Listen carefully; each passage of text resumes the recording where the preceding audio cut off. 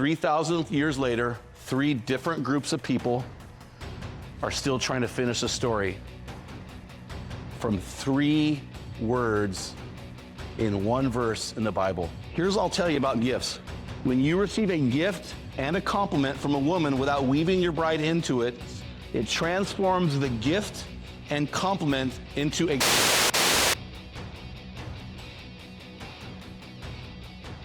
So I'm a little bit insecure tonight about the message. I want to confess that to you because it's not a typical type of message.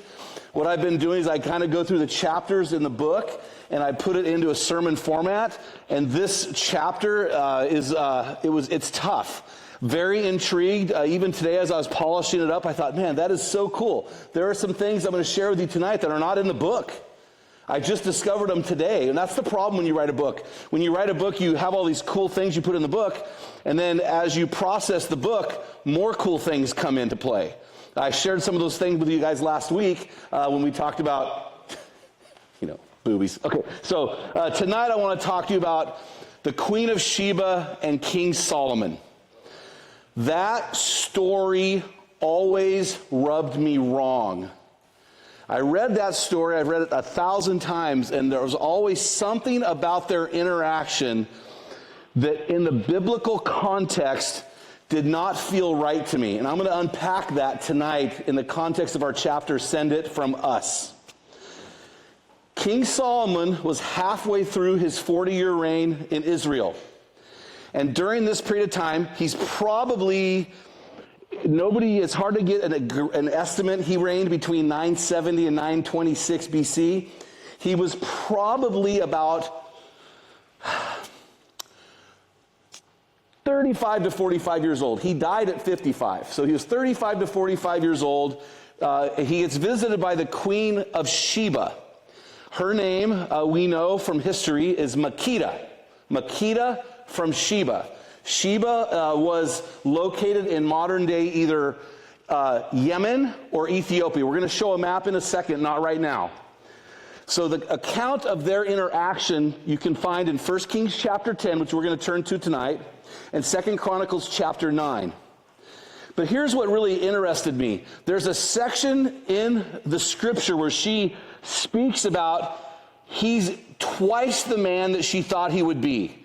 And she just lifts this guy up. And I don't know about you guys, I don't know what your love language is, but I'm a words of affirmation guy. And all I can say is if a queen traveled, estimated over 15 to 100 miles to 2,000 miles to see me, and then stood in front of me and said these words to a guy who has words of affirmation as his love language, I would just say this, that woman would be dangerous. And I believe she was dangerous to Solomon. She must have made an impression because we know she stayed with him for 6 months. For 6 months, he gave her access to his life. Any questions she had, he would answer. She had access to the inner courts. Everything that she wanted, he gave her. In fact, at one point in verse 13 of 1 Kings chapter 10, it says he gave her all she desired. Those 3 words are going to go into infamy, I believe, in King Solomon's life. And to this day, 3 stories are circulating around those 3 words. And I think for us tonight, guys, I think that tonight's message is low-hanging fruit for us tonight. We have an easy way to protect our marriages and protect, for you single guys, your future marriages against adultery. Very, very simple things that you can implement tonight. Low-hanging fruit. This should be very easy. It's a very short message tonight. I want to talk to you about how you interact with women that you work with, how and the appropriate way to send gifts to them, to compliment them. It's very simple. So in context from last, I want to share this too because this kind of struck me as funny. If we go back to last week, we talked to you out of Proverbs chapter 5, verses 15 to 23. King Solomon wrote Proverbs chapter 5. King Solomon wrote this in verse 15. Drink water from your own cistern, fresh water from your own well. Should your springs be dispersed abroad, streams of water in the streets, let them be yours alone and not for strangers with you. Let your fountain be blessed, and rejoice in the wife of your youth, a loving hind, a graceful doe. Let her breast satisfy you at all times. Be exhilarated always with her love. Now listen to this. Verse 20, for why should you, my son, be exhilarated with an adulteress and embrace the bosom of a foreigner? So that guy who wrote that had 1,000 wives. Many were foreigners. And we're going to read a story of a foreign queen that came all the way from thousands of miles away just to sit at his feet. So here's what I want to tell you.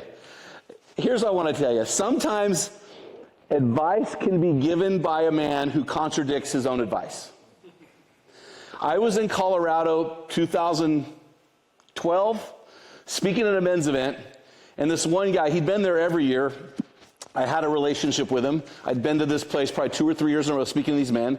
And one night we're speaking, it's Saturday night, he goes, I just need you to pray for me. He goes, not counting my house mortgage, I have $13,000 in monthly consumer debt. $13,000 just in consumer debt. And he looked at me, he goes, Jim, he said, man, if people knew how I live my life, they'd never give me their business. I'm like, bro, what do you do for a living? He goes, I'm a financial planner. So sometimes you can get advice from somebody, and it's good advice. The problem is the guy who's giving you the advice isn't taking his own advice. So when we look at Solomon here, we kind of see him speaking out of both sides of his mouth. And I'll tell you this, I realize that in history, we look at the Proverbs that were mostly written by Solomon. We look at Ecclesiastes that was written by Solomon. We look at his story in 2 Chronicles and 1 Kings, and we see a guy who is known as the wisest man to ever live. But as I read through these things, I'm going to push on that. I would say he probably at his time was the richest man who ever lived.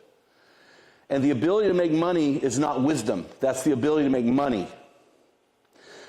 He was not able to follow his own wisdom with women. And I would say he was a fool with women. 1,000 wives? In fact, we read in the Bible that says these women led his heart astray from God. And when you read the book of Ecclesiastes, which I did verse by verse for like 2.5 years, I just finished in September, he goes back at the end of Ecclesiastes and looks back at his life and he's like, man, I wish I could have a do-over.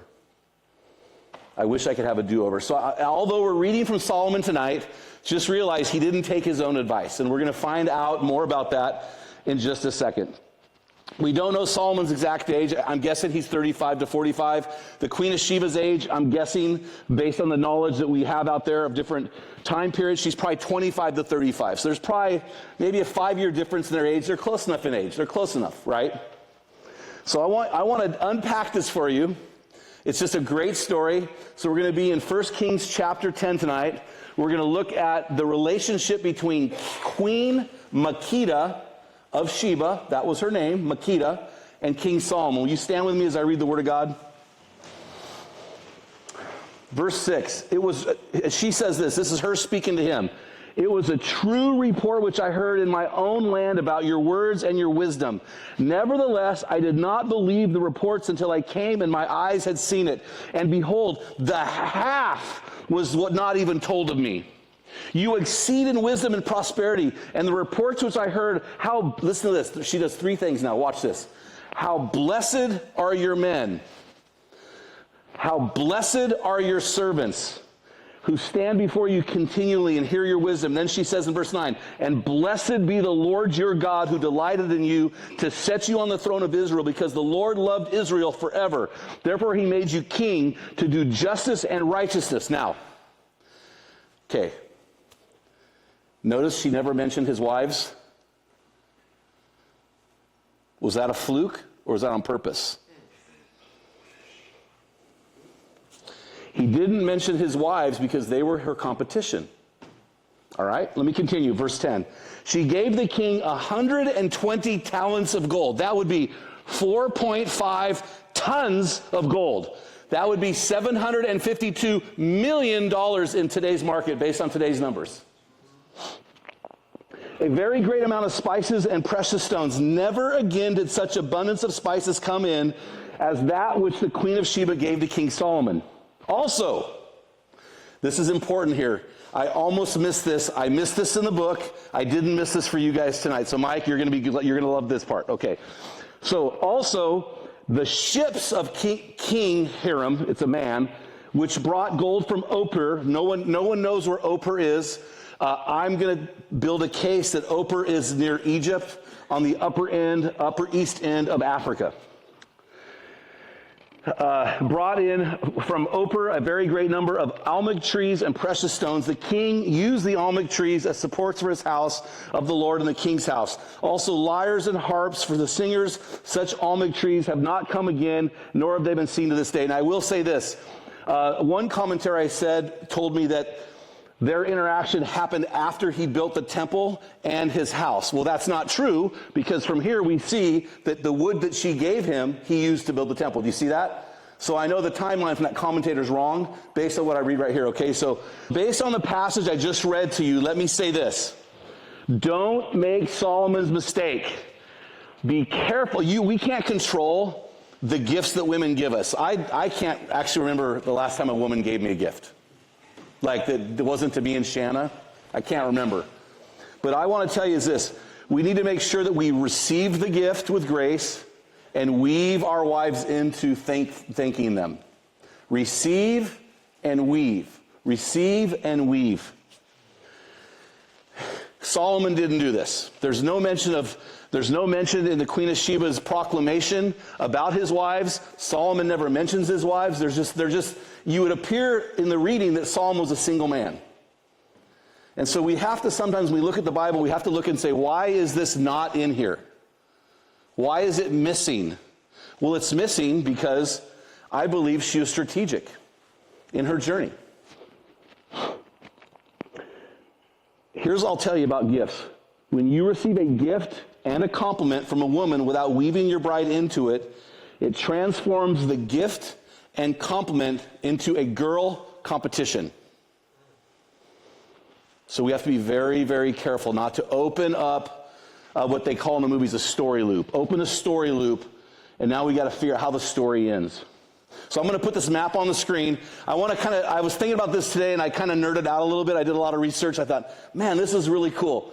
So do you see at the bottom of the map Yemen in the kind of orange? Across from Yemen is the country of Ethiopia. It's in the bottom yellow, but it's not labeled. Do you see that right there?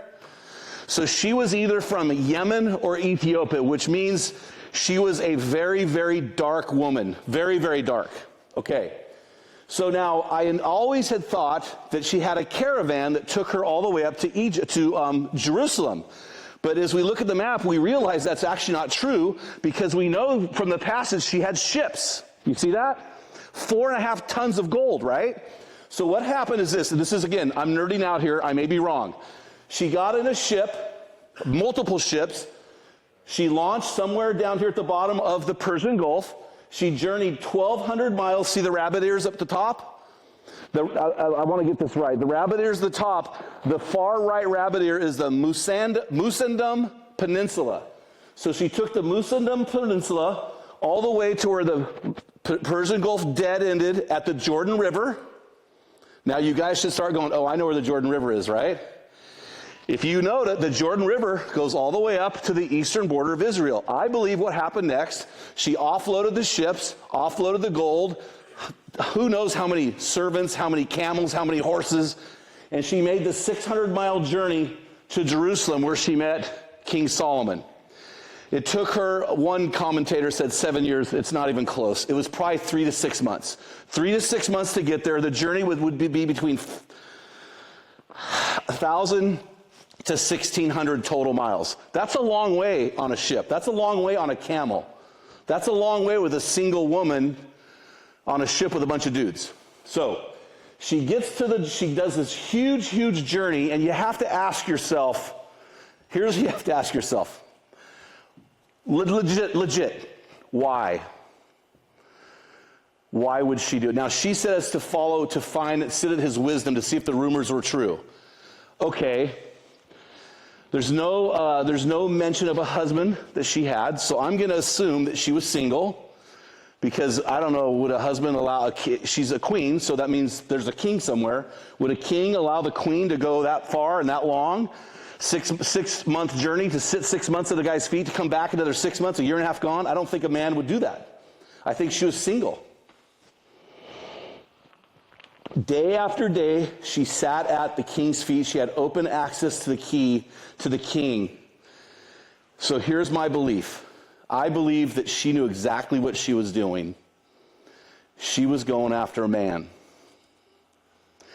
She was going after a man to create a lineage for her country out of the wisest man. This guy was a thoroughbred. This guy was a stallion. Dean, you're a dog. You're a hunter. You have a dog.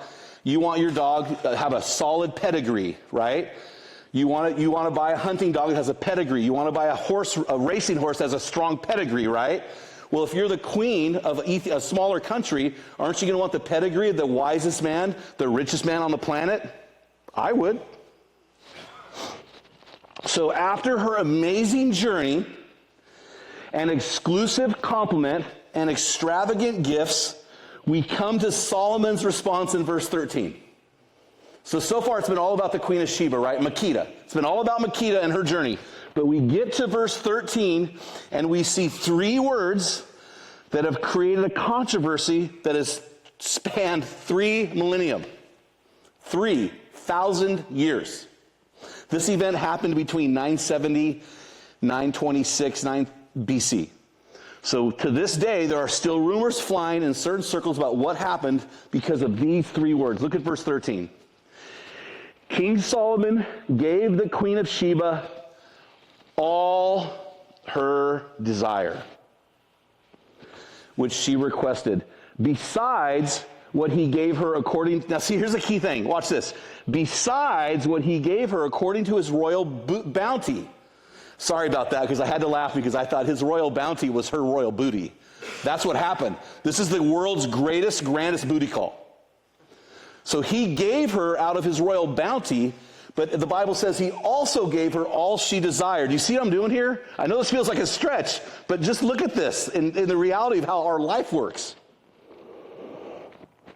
We don't know what he gave her to reciprocate beyond all her desire. We don't know what that is. We know the royal bounty refers to generous gifts, financial grants, and benevolence bestowed by a monarch to another person. That's what bounty is. But I think when it comes to all her desire, I think we're going deeper. I think she went to Israel and made the journey because she wanted to solidify her pedigree with the wisest and richest man to ever live. To me, that makes all the sense in the world. To me, that explains why she never mentioned his wives in the 3 groups of people she blessed in her compliment. It explains why she seemed to be alone with him in the court, answering all her questions and giving her all that she desired. From this verse alone, from these 3 words in 1 Kings chapter 10, verse 13, all her desire, 3 stories have unfolded, because this opened a story loop that to this day people still talk about. All right, here's the first one. Rumor number 1 is this. Some Jewish scholars believe, this is really cool. I don't know, I'm nerding out here, man. This is cool stuff to me. Some Jewish scholars believe that all her desire implies that Solomon had an affair with her and that she had a son when she went back to Ethiopia. 400 years later, that son's great-great-great-great-great-great-grandson was a man named Nebuchadnezzar, who in 512 BC destroyed Solomon's temple. Think about that. Rumor number 1. Rumor number 2. One of our church fathers, he lived around 185 to 280, a guy named Origen. You want to say Oregon, but it's O-R-I-G-E-N, Origen. Origen, he believed that the Queen of the South, mentioned in Matthew chapter 12:42, is none other than the Queen of Sheba. He also believed that the Song of Solomon, which Solomon wrote, it's a big love story, he believes that that whole book is written to the Queen of Sheba. And here's the verse he uses to prove it. Song of Solomon, chapter 1, verses 5 and 6 says this. The queen is speaking. She says, I am dark but beautiful, O women of Jerusalem. Dark as the tents of Kedar, dark as the curtains of Solomon's tents. Don't stare at me because I am dark. The sun has darkened my skin. Now realize, Jewish people are dark. So when somebody talking to other Jewish women saying, hey, no, I'm dark. So we're talking about Ethiopia. We're talking about a very, very dark, but she must have been dark, real dark, for her to write to other Jewish women saying, hey, I'm dark, right? Okay. Rumor 3, here's rumor 3. So that's rumor 2. Rumor 3 is this one. And rumor 2, because it's Origen and because Origen was an early church father, I think there's something we really need to think about there. Rumor 3 to me is probably the most popular legend. In the most extensive, extra-biblical version of their relationship, it appears in an Ethiopian national saga called The Glory of Kings. So you can go buy this. You can go look this up. It's called The Glory of Kings, and this tracks the lineages of all Ethiopian kings. So in this book, The Glory of Kings, there's a legend that Queen Makeda gets pregnant from King Solomon. She has a son named Menelik. And every Ethiopian king from this day forth is related to that guy, Menelik, ultimately related to King Solomon. So she did, according to legend, get her wish and procreated a son with the wisest and richest man on the planet. So, none of this is in the Bible. It's all extra, what we call extra biblical in the scholarly world. But here's my point, you guys. When we decide to compromise our marriages with another woman, we open up a story loop. And other people get to finish the story. And 3,000 years later, 3 different groups of people are still trying to finish a story from 3 words in one verse in the Bible, all her desire. I have my thoughts. I have my opinions. What are yours? So what I want to just conclude tonight and just say this. I love having Nathan a part of our group. He's a millennial guy, millennial generation, 32 yet, 31? 30, which one is it? See, millennials, they're like, yeah, sure, whatever. 31, 32, yeah, you're a millennial. Gen X, Gen Busters, we know our age, so I'm just messing. 32 or 31? 31, okay. So he taught me a word, and if the word is affirming, all right? So the word affirming means I'm going to affirm your lifestyle choices. I'm just going to say, hey, you're good, we're good, everybody's good. You want to be gay, be gay. You want to be trans, I'm just going to affirm you. Just be who you are. You be you. I'm not affirming at all. I don't think an evangelical Christian should ever be affirming. I'm accepting. I accept and love all people. But I will say this. I use pronouns. I do. I use pronouns. Whenever I give a gift to a woman, I use pronouns. I'm going to teach you some English stuff. So I'm an author. I should teach you some English stuff, right? And this is stuff I don't know. I had to look this up online. So so whenever I give a gift, I want it to elicit emotion, right? Not towards me. I want somebody to give me, I want a gift to elicit emotion. I want people to be excited about the gift. I want the gift to express recognition, right? I mean, if you come into my studio, I've got this cool machete. You'll see it Friday, Tyler. Cool machete and snowshoes that Jacob gave me. His great-great-great-great-grandfather used this machete to hack his way into the Wallowa wilderness and built one of the first cabins ever built up there. I mean, when he gave me that gift, I was like, oh, it was just glorious. It elicited emotion. It expressed recognition because he wants it to be recognized by people. And then and you honor the recipient. So for him to give me a gift that was in his family for 100+ years, it honors me, right? So that's the threefold goal of giving a gift. So here's where I use pronouns. I use first person plural pronouns when I give a gift. All right, watch this. We, here's English language. I never learned this stuff.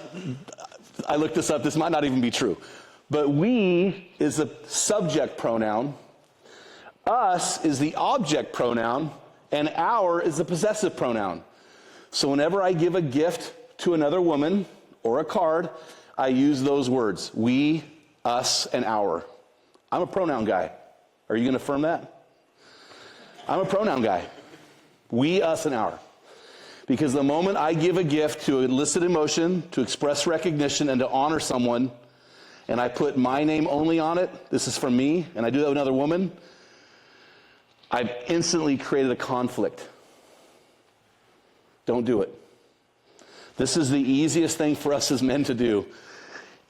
Just weave your wife into every gift you give, any cards you send. Even in business, even with I just hired a gal. I just hired a gal yesterday. So I've got 10 people on my team, 7 are women. And their love languages are all words of affirmation. I mean, I say us and our all the time. We appreciate you. You're a great team member. We love having you on our team. But I don't ever go I. Man, that gets us into the danger zone. So my call to you tonight is this. Man, use pronouns. Use pronouns. When you send a gift to another woman or you send a card to another woman, protect your bride, protect your marriage. Don't open up a story loop that doesn't need to be there. And just guard yourself. It's so simple, but it's so profound. Keep the story loop closed. If anybody's gonna have an open story loop, let it be about you and your wife. Oh man, that couple, man, what do you think about those two over there? But no other woman. So super simple tonight, not a hardcore call to action. Just asking you to change the way you compliment and give gifts. Pretty easy, right?